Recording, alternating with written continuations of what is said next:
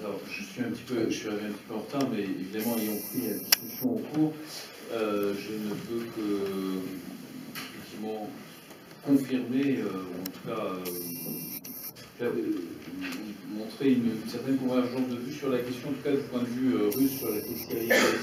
J'avais consacré un article à la position russe en Syrie, dans la revue Politique étrangère, en 2013. Alors évidemment, c'est un petit peu dur de... Je n'avais pas prophétisé l'intervention, évidemment, mais je crois que ce qui est sûr et ce qu'on essaye d'expliquer face aux caricatures, effectivement, de l'opinion publique française, à l'université, c'est que la Russie a eu, en fait, d'abord et avant tout, ça peut sembler étonnant, mais une position de principe sur la Syrie. Pas tant une question d'intérêt, même si derrière on peut penser à des intérêts énergétiques, en tout cas si effectivement ce genre de considération rentre dans l'équation, mais vraiment c'est une question de principe, et je crois que ce qui a beaucoup joué, je ne sais pas si vous en aviez parlé, mais je pense que vous l'avez à l'esprit, ça a été l'intervention de l'OTAN en Libye, suite à la résolution de 1973, et disons l'interprétation un petit peu créative qu'ont eu les Occidentaux de cette intervention. Et donc sur les principes, c'est les principes que vous avez rappelés, principes qui paraissent d'ailleurs assez évidents, le principe de non-ingérence, de souveraineté. On a vu la Russie après, effectivement, intervenir ou en tout cas réagir par exemple à la question du regime change, hein, c'est-à-dire l'idée de changer le régime, l'idée de disposer comme ça des majorités. Alain Juppé récemment, suite à un énième retournement de sa position sur la Syrie, ça va plutôt dans le bon sens, mais disait voilà, on va garder Assad et s'occupera, on verra changer les équipes plus tard. J'ai trouvé cette phrase d'une arrogance incroyable, changer les équipes. Lui qui n'est même pas encore président de la République, bon, si tant est qu'il le soit un jour, et changer les équipes, voilà, enfin, c'est d'autant plus, et bon, avec beaucoup d'amertume, je suis obligé de taper sur la diplomatie de mon cher pays, mais c'est d'autant plus, si vous voulez, vraiment vide comme propos qu'il ne me semble pas, et là c'est pour parler sur la question de la France, il ne me semble pas qu'on soit vraiment dans une réflexion stratégique en France sur la question syrienne, sur le Moyen-Orient en général, sur les nouveaux enjeux de la multipolarité, sur la compréhension du partenaire russe, sur la compréhension du partenaire américain. Je crois que le pire de cette histoire, c'est vraiment le vide sidéral, le vide stratégique que j'ai pu, qu'on peut tous vérifier, bien entendu, il suffit d'écouter parler des hommes politiques, mais ce sont des choses qui se disent aussi en coulisses, qui se savent. Alors le vide sidéral stratégique également chez les médias, il ne faut pas, je crois, dans les médias français, je crois qu'il ne faut pas forcément faire des chasses aux sorcières ou des procès en sorcellerie.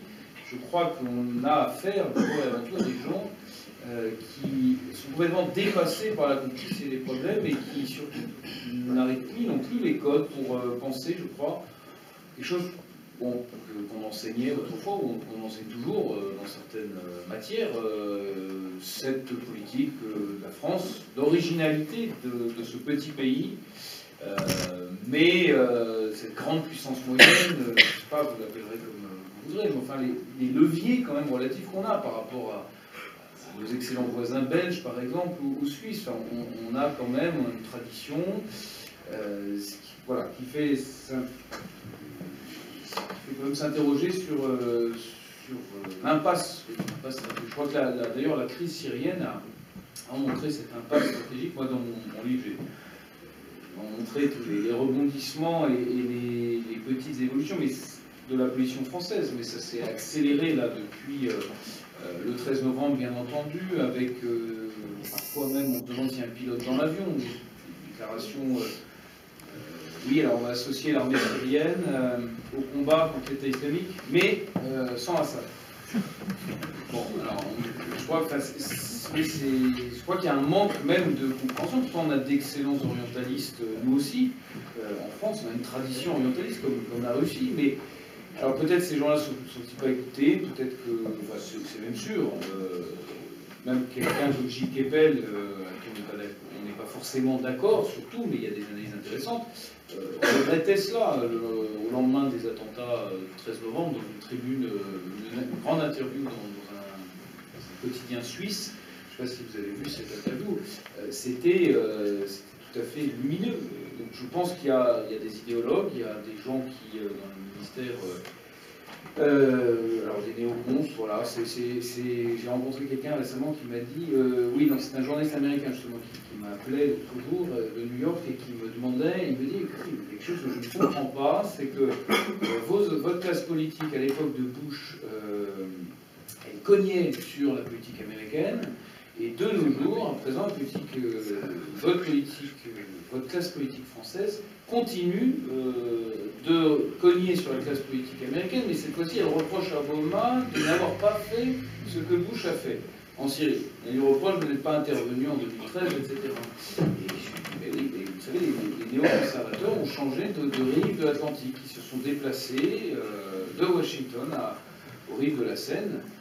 Et ça paraît très caricatural comme propos, mais c'est la réalité. On a une pensée néoconservatrice qui arrive à fédérer un certain nombre de personnes sur des sujets très divers. Mais il y a en gros la question des droits de l'homme, il y a la question de la prolifération nucléaire également, la question d'Israël. Et tout ça crée une espèce de coalescence qui fait qu'on va retrouver des gens qui vont être persuadés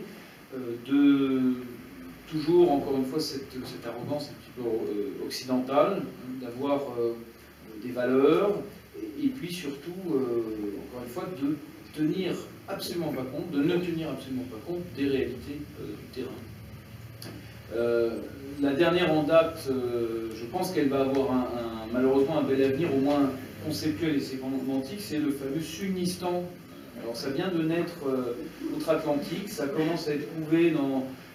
Il y a eu un article dans je ne sais plus quel journal américain, c'est un politique américain. Bon, ça va être relayé, je pense, par un certain nombre de think tanks américains, on les connaît.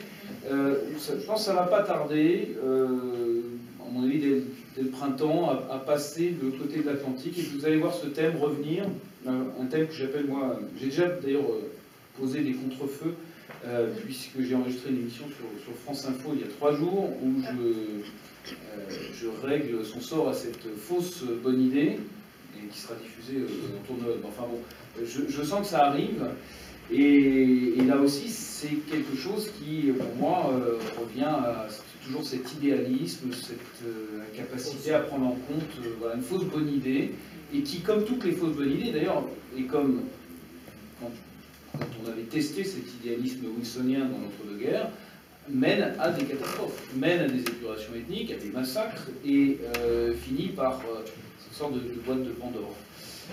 Voilà pour la position française. Bon, vraiment, sur la Syrie, ça bouge un petit peu. Il y a des missions de parlementaires, bien entendu, et pas que de parlementaires, de personnalités françaises qui sont présentes dans la salle, sont rendues, malheureusement, ou heureusement, je ne sais pas, mais les attentats du 13 novembre ont un petit peu occulté ce voyage, puisque bon, j'en faisais partie de cette délégation. Nous étions à Damas le 13 novembre. Évidemment, les médias n'ont pas beaucoup parlé du voyage, scandale, un de plus, mais ça devient une terrible banalité en réalité, de se rendre à Damas et de visiter ce pays. Voilà ce que je peux dire, et j'attends vos questions si vous en avez.